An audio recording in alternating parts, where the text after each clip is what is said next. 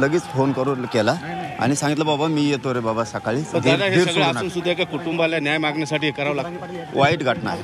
हे राज्यात चांगलं नाही. राज्याच्या मुख्यमंत्र्यांसाठी सरकारसाठी हे अजिबात चांगलं नाही. एक लेकरू स्वतःच्या भावाच्या न्यायासाठी आत्महत्या करायची वेळ आली. आंदोलन नाही, आत्महत्या करायची जर वेळ येणार असली तर याच्यापेक्षा नीचपणाचा कळस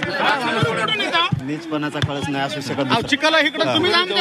वाल्मिक कराडांचं नाव वाचवायला नाही पाहिजे अजिबात. तुम्ही राजकारण करताल याच्यात सरकार म्हणून अजिबात वाचवायला नाही पाहिजे कोणाला. मला भेटू द्या प्लीज त्याला भैयाला. करणार आम्ही त्यांच्या पाठीशी येतात. करणार का म्हणजे काय जीव जाऊ द्यायचा का? भावाचा गेला त्यांच्या पाठीशी आम्ही आहेत ना. नाही अजिबात नाही. कुटुंबाला आत्महत्या करायची वेळ जर यायला लागली समाधानाचा काय संबंध आहे? जिनं मुश्किल करेल मी जर धनंजय भैयाला काय झालं कोणाला या कुटुंबाला तर ज्यांच्यामुळे घडायला लागलं खंडणी खोरांमुळे जिनं मुश्किल करेल यांचं. थांबा बरं प्लीज मला थोडस धनंजय देशमुख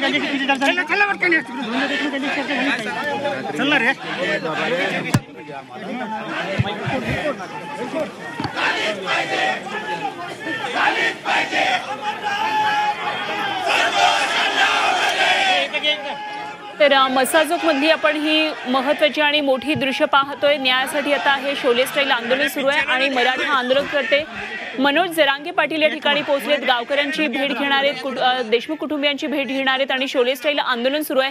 आणि न्यायासाठी खरं तर ही आत्महत्या आहे अशा प्रकारे मनोज जरांगे यांनी प्रतिक्रिया दिलेली आहे. सरकारनं या संदर्भात लक्ष घातलंच पाहिजे आणि निश्चितच पुढे जर असं काही होत असेल तर सरकारसाठी ही चांगली गोष्ट नाही असा इशाराही दिलाय.